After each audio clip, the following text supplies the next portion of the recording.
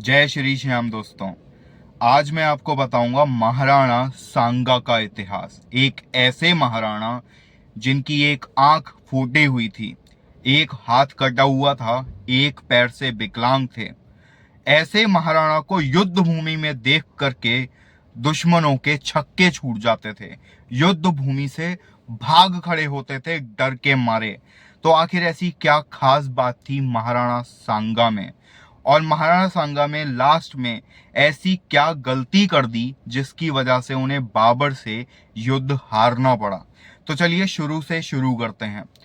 सबसे पहले थे महाराणा रायमल, जो कि महाराणा सांगा के पिताजी थे। इनके 3 पुत्र थे महाराणा सांगा को मिलाकर के।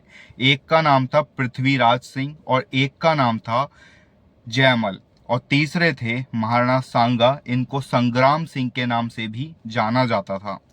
एक बार ये तीनों पुत्र शिकार पर निकले अपने चाचा सूरजमल के साथ। ये चारों शिकार पर जा रहे थे और रास्ते में एक हनुमान जी का मंदिर पड़ा, जिस पर बहुत ज्यादा भीड़ लगी हुई थी। ना ही उस दिन शनिवार था और ना ही मंगलवार। तो ये देख करके इनको बड़ा आश्चर्य हुआ और इन्होंने अपने घोड़े उस मंदिर के सामने रोक दिए।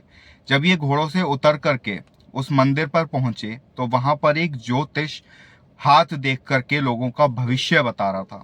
अब भविष्य जानने की इच्छा किसे नहीं होती, चाहे वो राजा हो या रंक।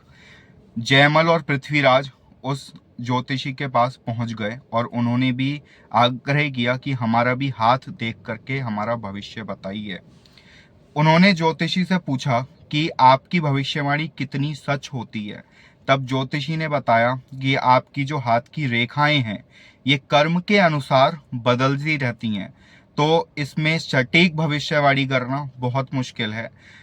लेकिन अगर आप कुंडली मुझे दिखा देते हैं तो कुंडली से मैं सटीक भविष्यवाणी कर सकता हूँ। जयमल बोलता है कि कुंडली हम साथ लेकर तो घूमेंगे नहीं। फिर वो अपना हाथ ही उस ज्योतिष को दिखाता है। उसका हाथ कुछ अच्छा नहीं बताया जाता ज्योतिषी के द्वारा, उसको गुस्सा आ जाता है और वो पीछे हट जाता है। पृथ्वीराज भी अपना हाथ दिखाता है और ज्योतिषी उसके बारे में भी कुछ अच्छा नहीं बताता, उसका जीवन बहुत संघर्षों भरा बताता है, जिसको सुनकर के पृथ्वीराज को बहुत गुस्सा आता है, क्योंकि महाराणा रायमल के बाद अगला राजा पृथ्वीराज सिंह को ही बनना था, क्योंकि वो उनके सबसे बड़े पुत्र थे। तो इस बात का घमंड उनके अंदर शुरू से ही था। ये चारों वापस से अपने घोड़े पर सवार होकर के शिकार की ओर निकल जाते हैं, लेकिन भविष्य जानने की इच्छा अभी भी इनके मन में अधूरी रह जाती है। ये अपने व्यापारी लोगों से पूछते हैं कि क्या हमारे गांव के आसपास या पूरे देश में कहीं भी क्या कोई अच्छा ज्योतिष है जो कुंडली देख करके हमारा भविष्य बता सके। तब एक व्यापारी उनको बताता है कि कोई ऐसा ज्योतिष तो मैं नहीं जानता, लेकिन दुर्गा माता की एक बहुत बड़ी भक्त हैं बीरी देवी। वीरा देवी जो हैं वो एकदम सटीक भविष्यवाणी करती हैं, और वो जो कहती हैं वही होता है। वो कुंडली नहीं देखती, वो अपने मन से ही सब कुछ बताती हैं। वो दुर्गा माता की बहुत बड़ी उपासक हैं, और ऐसा भी कहा जाता है कि उनके ऊपर खुद दुर्गा माता आती हैं। अगर आप उनके मंदिर चले जाएं जिस टाइम पर वो पूजा करती हैं, तो आपको भी अपने बारे में अच्छा भविष्य जानने को मिल सकता है। पृथ्वीराज और जयमल अपने भाई संग्राम सिंह और चाचा सूरजमल के साथ उधर की साइड निकल पड़ते हैं। जैसे ही वो वीरा देवी के पास पहुंचते हैं तब वो पूजा कर ही रही होती हैं। वो लोग जाकर के एक एक करके वहां पर बैठ जाते हैं। जब वीरा देवी की पूजा समाप्त होती है तब वो पहले ही बता देती हैं कि आप चारों किस उद्देश्य से मेरे पास आए हैं। मैं जानती हूँ कि आप महाराणा रायमल के सुपुत्र हैं और भाई हैं, और आप ये जानना चाहते हैं कि अगला राजा कौन बनेगा। ये सुन करके चारों लोग हैरान हो जाते हैं कि इन्होंने तो हमारे एक शब्द कहे बिना ही हमारे बारे में सब कुछ बता दिया। इन्हें यकीन हो जाता है कि ये जो भी भविष्यवाणी करेंगी वो सही होगी। वीरा देवी कहती हैं कि आज तो मैं आपको कुछ नहीं बताऊंगी, लेकिन आप कल सुबह मेरे पास 10 बजे यहाँ पर आ जाना, और तब मैं आपको आपका भविष्य बता दूंगी। अगले दिन 10 बजे चारों लोग समय पर मंदिर पहुंच जाते हैं। वहां पर कोई भी नहीं होता, एक सोफा पड़ा हुआ होता है और नीचे एक चटाई बिछी हुई होती है। अब पृथ्वीराज सोचता है कि मैं तो भविष्य में राजा बनने वाला हूँ, महाराणा बनने वाला हूँ, तो मेरा जो स्थान है वो तो सोफे पर ही होगा। तो वो सोफे पे जाकर विराजमान हो जाता है और जयमल भी उसके बराबर से बैठ जाता है। संग्राम सिंह और सूरजमल वो दोनों चटाई पर बैठ जाते हैं। फिर वीरा देवी आती हैं और वो भविष्यवाणी करती हैं। वीरा देवी बताती हैं कि जो लोग नीचे चटाई पर बैठे हैं यानी कि संग्राम सिंह, उनका भविष्य बहुत उज्जवल है, उनको भविष्य में राजा बनना है और सूरजमल को भी एक अच्छा स्थान प्रजा में मिलेगा। लेकिन जो सोफे पर बैठे हुए हैं उनके चांसेस अकाल मृत्यु के हैं। ये सुनकर के पृथ्वीराज को और जयमल को बहुत ज्यादा गुस्सा आ जाता है, क्योंकि उनको पूरा यकीन होता है कि भविष्य में जाकर के राजा तो हमें ही बनना है, तो ये भविष्यवाणी ऐसी क्यों हो रही है। और इस बात पर गौर फरमाते हुए कि अगला राजा संग्राम सिंह या सूरजमल में से कोई होगा, तो हम ऐसा करते हैं कि अभी जंगल में ही इनको मार देते हैं। अगर ये हमारे रास्ते से ही हट जाएंगे तो राजा हम ही बनेंगे। मंदिर से बाहर निकलने के बाद जंगल में जाते ही पृथ्वीराज सिंह और जयमल हमला कर देते हैं और हमले में संग्राम सिंह की एक आंख फूट जाती है और वो पूरी तरीके से घायल हो जाते हैं, क्योंकि उनको इस युद्ध का कोई अंदाजा नहीं होता। हमला अचानक से होता है। सूरजमल उसकी रक्षा करते हैं, लेकिन वो दोनों मिलकर के अटैक करते हैं और युद्ध जयमल और सूरजमल के बीच में होने लग जाता है। इधर पृथ्वीराज संग्राम सिंह पर पूरी तरीके से तलवार लेकर के भिड़ जाता है, लेकिन संग्राम सिंह जैसे तैसे फूटी आंख से अपने आप को बचा करके घोड़े के ऊपर सवार कर लेते हैं और घोड़ा उन्हें लेकर वहां से निकल जाता है। पृथ्वीराज सिंह उनका पीछा करते हुए काफी दूर तक जाते हैं, लेकिन फिर उनको घोड़ा दिखाई नहीं देता। पृथ्वीराज सिंह ये मान लेता है कि इतने घने जंगल में खून से लथपथ संग्राम सिंह को कोई ना कोई शेर या चीता खा ही जाएगा, और ये सोच करके वो महल वापस लौट जाता है। और उसके मन में ये भी ख्याल होता है कि जयमल और सूरजमल भी आपस में लड़ाई करके मर ही गए होंगे। लेकिन उसके महल पहुंचने के कुछ देर पश्चात ही सूरजमल और जयमल वहां पर पहुंच जाते हैं। ये देखकर उसे थोड़ा अजीब तो लगता है, लेकिन कर क्या सकता है। संग्राम सिंह का घोड़ा एक गांव में पहुंचता है, जहां पर एक गड़रिया कुछ भेड़ बकरियां चरा रहा होता है। वो देखता है कि घोड़े पर कोई आया है और घोड़ा बहुत ज्यादा प्यासा होता है, तो वो पानी पीने के लिए वहां पर रुक जाता है। वो गड़रिया संग्राम सिंह को घोड़े से उतार लेता है और दोनों को पानी पिलाता है और अपने घर लेकर के चला जाता है और संग्राम सिंह के घाव पे मरहम लगाता है, उसको दवा देता है और उसको पूरी तरीके से स्वस्थ होने में मदद करता है। संग्राम सिंह दिल के बहुत ज़्यादा साफ होते हैं। जब उनको 1-2 हफ्ते बाद होश आता है, तब वो अपने मन में सोचते हैं कि मैं वापस से राजमहल नहीं जाऊंगा, अब मैं बाहर ही अपनी जिंदगी व्यतीत करूंगा। मैं नहीं चाहता कि मेरी वजह से ग्रह कलेश हो, घर में कुछ भी लड़ाइयाँ हो। अगर मेरे बड़े भाई राजा बनना चाहते हैं तो वो राजा बन जाएं, मुझे राजा बनना भी नहीं है। मुझे सिर्फ सुकून भरी सादा जीवन चाहिए। और वो डिसाइड करते हैं कि मुझे इसी गलियारे के साथ ही यहाँ पर रहना है, और वो उसी के साथ काम करते हैं, भेड़ बकरियां चराने लग जाते हैं। कई सालों तक वो उसी के साथ रहते हैं। और इधर जयमल और पृथ्वीराज सिंह महल में रहते हैं। एक बार की बात है कि जयमल अपने 2 साथियों के साथ शिकार पर निकलता है। शिकार करके वो लोग काफी थक जाते हैं और थक हार कर एक गांव में एक राजपूत के यहाँ ही पनाह लेते हैं। उससे आग्रह करते हैं कि आप हमें एक रात के लिए यहाँ पर रुकने के लिए जगह दीजिए, जब हम सुबह होते ही यहाँ से निकल जाएंगे। राजपूत को काफी खुशी होती है, क्योंकि युवराज उनके गांव में आते हैं, वो बहुत आदर सत्कार करते हैं और उनको अपने घर में जगह दे देते हैं। तीनों लोग एक ही कमरे में रुक जाते हैं। उस राजपूत की एक बहन होती है जो कि बहुत ज्यादा सुंदर होती है, और राजपूत को ये पता होता है कि मैं अपनी बहन की शक्ल इन लोगों को नहीं दिखाऊंगा क्योंकि इनकी नीयत में कुछ भी खोट हो सकता है। लेकिन खाना परोसते वक्त जब उनकी बहन उस राजपूत को कुछ रोटियां पकड़ा रही होती है, उसी वक्त जयमल की नज़र मनोरमा पर पड़ जाती है। उस सुंदरी का नाम होता है मनोरमा। वो मनोरमा पे फिदा हो जाता है और वो उसको अपहरण करने का प्लान बना लेता है। वो वहां से तो चुपचाप निकल जाता है, लेकिन अगले दिन ही अपने उन्हीं दोनों दोस्तों के साथ मनोरमा का अपहरण करने के लिए वापस से उसी राजपूत के घर पहुंच जाता है।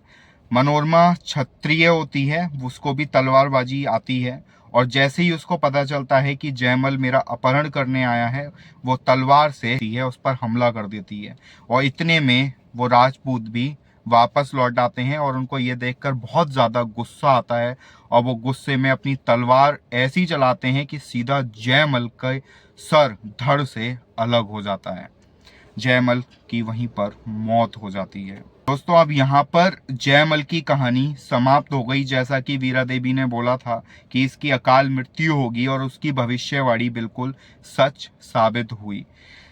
ऐसा ही अकाल मृत्यु होती है पृथ्वीराज की। पृथ्वीराज सिंह को कोई आकर के बता देता है कि आपकी जो बहन है जिसको आपने ब्याह रखा है, उनके पति उन पर बहुत ज़्यादा अत्याचार करते हैं। क्या आप कभी अपनी बहन की खैर खबर लेने उनके घर जाते हैं? ये सुनकर के पृथ्वीराज सिंह को बहुत ज़्यादा गुस्सा आया कि मेरी बहन पे अत्याचार कैसे हो रहे हैं, और वो ये पता लगाने के लिए अपनी बहन के घर पहुंच जाता है। जब वो अपनी बहन के कक्ष में जाता है, तब वो देखता है कि उसकी बहन बेड के नीचे बैठी हुई है और बुरी तरह से रो रही है, और वो वहां से उठ भी नहीं पा रही क्योंकि उसका एक हाथ बेड के पांव के नीचे दबा हुआ है और उस पर उसका पति लेटा हुआ है। ये देखकर पृथ्वीराज सिंह को बहुत ज्यादा गुस्सा आता है, और वो गुस्से से भड़क उठता है, वहीं पे युद्ध छेड़ देता है। तब उसकी बहन रो करके उसको रोकती है और बोलती है कि ये मेरा आपसी मामला है भाई, आप इसमें मत पड़ो। ये एक घर की कहानी है और इसको घर तक ही सीमित रहने दो। लेकिन पृथ्वीराज सिंह बहुत ज्यादा गुस्सा हो जाता है। वो कहता है कि तुम्हारे साथ ऐसा दुर्व्यवहार मैं कैसे बर्दाश्त कर सकता हूँ। वो बताती है कि जब ये शराब पी लेते हैं तब ये शराब के नशे में ऐसा दुराचार मेरे साथ करते हैं, लेकिन जब इनका नशा उतर जाता है तब ये अच्छे भी हो जाते हैं। इतने में उनकी बहन का पति उठ जाता है और वो शराब के नशे में ही धुत होता है। वो अपना मुंह धो करके आता है और फिर इस तरीके से बर्ताव करता है कि अब उसको कोई नशा है ही नहीं। बहुत आदर करता है पृथ्वीराज सिंह का, बहुत सम्मान करता है। तो ये देख करके पृथ्वीराज सिंह को भी एहसास हो जाता है कि हाँ, शायद ये बात सही है कि ये शराब पीने के बाद ही अपना आपा खो देता है। अब सुबह का ब्रेकफास्ट करते करते पृथ्वीराज सिंह अपने जीजा को समझाता है कि आपको शराब नहीं पीनी चाहिए, इन सब कामों से दूर रहिए, आपका जो है परिवर्तन हो जाता है, आप कुछ भी गलत कदम उठा लेते हो। और जो जीजा होते हैं वो उसकी हाँ में हाँ मिला देते हैं। पृथ्वीराज को काफ़ी ज़्यादा थकान उस टाइम पर महसूस हो रही होती है, तो वो ये जिक्र अपने जीजा से करते हैं कि मुझे बहुत थकान हो रही है, मैं चाहता हूँ कि मैं मेवाड़ वापस लौट जाऊँ आज ही और वहाँ जा कर के विश्राम करूँगा। तब उसके जीजा उसको 3 गोलियां दे देते हैं। कहते हैं ये गोली एक तो अभी खा लो, एक 2 घंटे बाद खा लेना, और एक घर पहुंच करके सोने से पहले खा लेना। तुम्हारी जितनी भी थकावट है सब दूर हो जाएगी। लेकिन एक्चुअल में वो जो गोलियां होती हैं वो जहर होता है।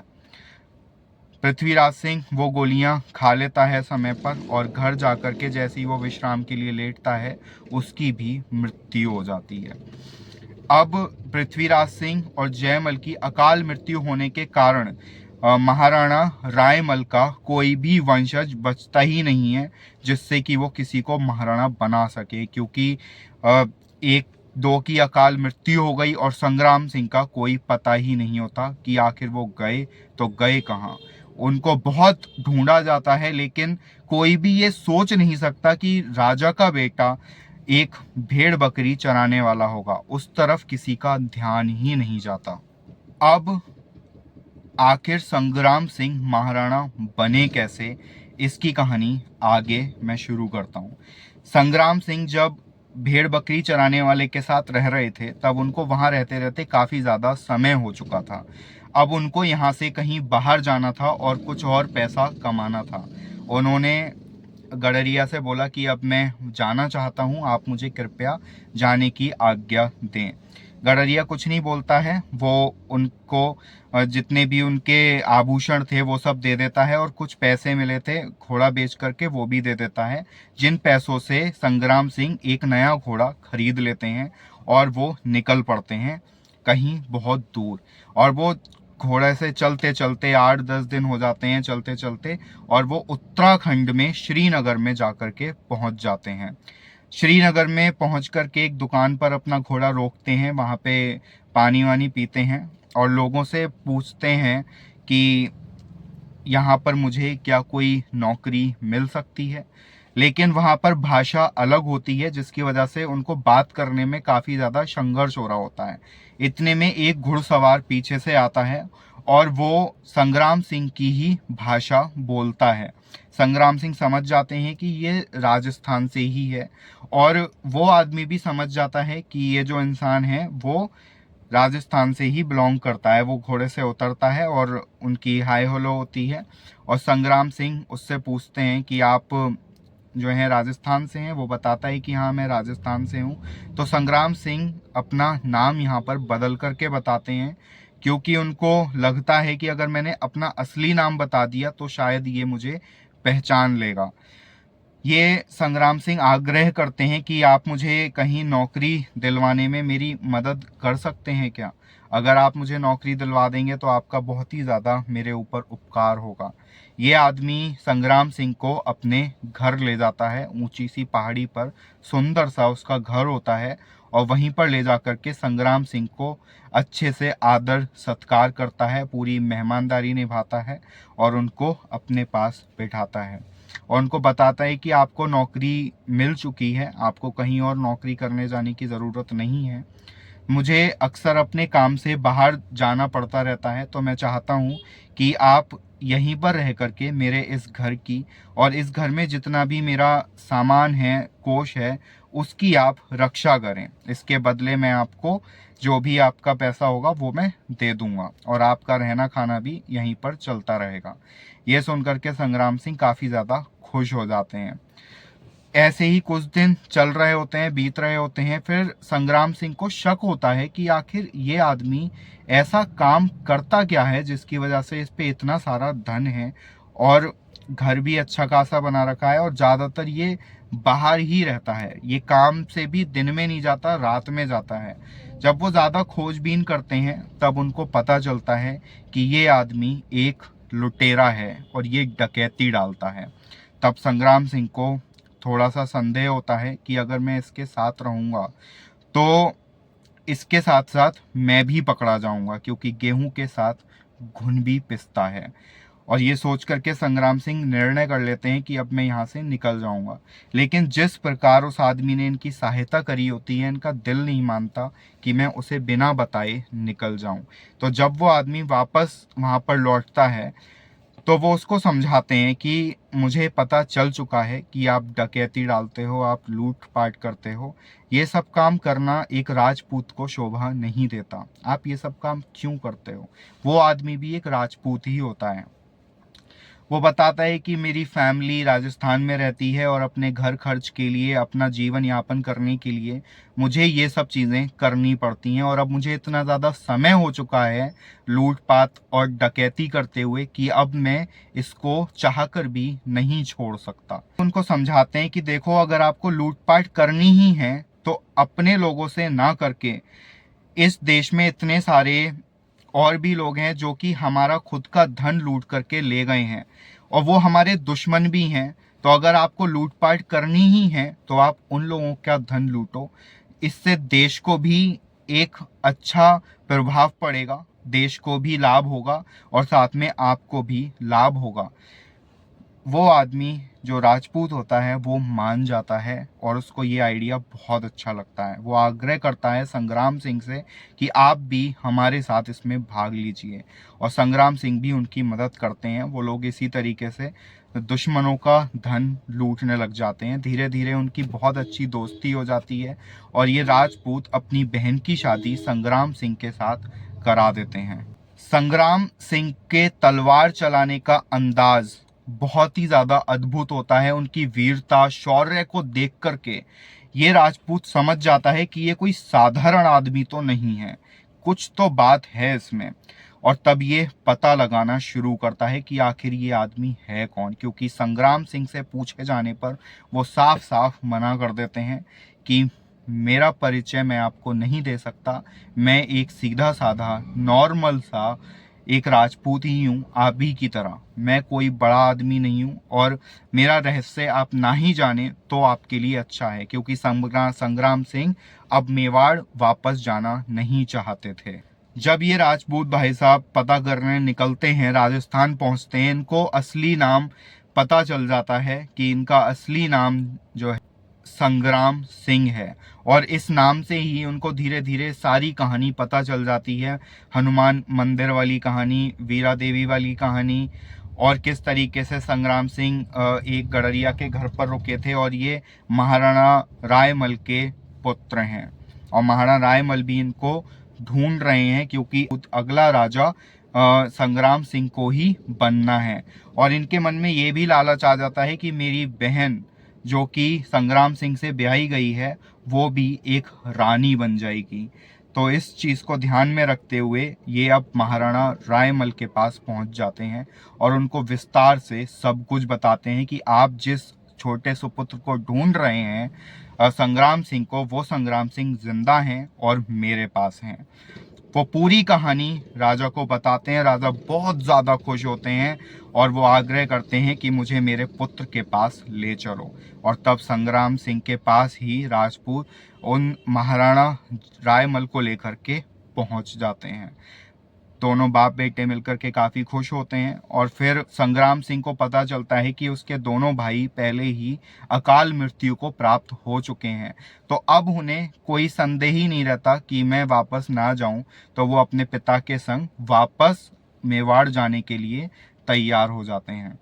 जब संग्राम सिंह वापस मेवाड़ पहुंचते हैं, उसके कुछ दिनों पश्चात ही उनके महाराणा रायमल की मृत्यु हो जाती है। जब उनका 13वीं संस्कार होता है, उसके बाद संग्राम सिंह का राज तिलक होता है और उनका नाम रखा जाता है महाराणा सांगा। और यहां से शुरुआत होती है महाराणा सांगा के, मेवाड़ के राजा की। ये एक ऐसे पराक्रमी राजा बनते हैं जिनकी एक आंख नहीं होती है, और कुछ और युद्धों के दौरान इनका एक हाथ भी कट जाता है और एक पैर भी विकलांग हो जाता है, वो काम नहीं करता। और ये एक के बाद एक युद्ध जीतते चले जाते हैं। कुल मिला के ये 16 से 18 युद्ध जीतते हैं लगातार, बिना किसी हार का सामना करे। और सभी आसपास के राजा महाराजा इनसे संधि कर लेते हैं। एक उस समय पर इब्राहिम लोधी, जो कि दिल्ली की गद्दी पर बैठा हुआ था, उसकी भी डर के मारे फट जाती है रंग महाराणा सांगा से। इब्राहिम लोधी को बहुत 2 बार युद्ध में हरा चुके होते हैं और पूरे भारत पर उस टाइम पे महाराणा सांगा का डंका बज रहा होता है। सभी राजा महाराजा उनसे थर थर कांपते हैं। अब यहाँ पर एंट्री होती है बाबर की। बाबर जो है वो विदेश से आया हुआ एक लुटेरा होता है और महाराणा सांगा को भी पता होता है कि बाबर आता है और कुछ लूटपाट करके यहाँ से चला जाता है। जब बाबर इस बार भारत आया तो महाराणा सांगा ने ध्यान नहीं दिया। उन्होंने सोचा आया है, थोड़ा बहुत धन लूटेगा और वापस चला जाएगा। और बाबर सीधा दिल्ली की गद्दी पर हमला करता है इब्राहिम लोधी पर। उस वक्त अगर कुछ राजाओं ने ध्यान दिया होता, महाराणा सांगा ने ध्यान दिया होता और इब्राहिम लोधी की मदद करी होती बाबर को युद्ध में हराने में, तो शायद बाबर हिंदुस्तान पर कब्जा नहीं कर पाता। लेकिन महाराणा सांगा बाबर को हल्के में ले लेते हैं और बाबर इब्राहिम लोदी से युद्ध करके युद्ध जीत जाता है और वो ठान लेता है कि इस बार मैं लूटपाट करके वापस नहीं जाऊंगा। भारत में बहुत धन है, यहाँ पर ना खाने की कमी है ना धन की, तो मैं इसी गद्दी पर बैठ करके राज करूंगा। अब बाबर जब गद्दी पर बैठ जाता है तब राणा सांगा को अच्छा नहीं लगता और राणा सांगा युद्ध छेड़ देते हैं। अब जो युद्ध होता है वो होता है बाबर और राणा सांगा के बीच में। राणा सांगा अपनी पूरी फौज लेकर के रणभूमि की तरफ बढ़ते हैं मेवाड़ की ओर से, और बाबर अपनी सेना लेकर के बढ़ता है दिल्ली की ओर से। सेना बहुत ज्यादा घबराई हुई होती है, बाबर की डरी हुई होती है, क्योंकि उसको महाराणा सांगा के प्रताप के बारे में पहले से ही पता होता है और वो लोग घबरा रहे होते हैं।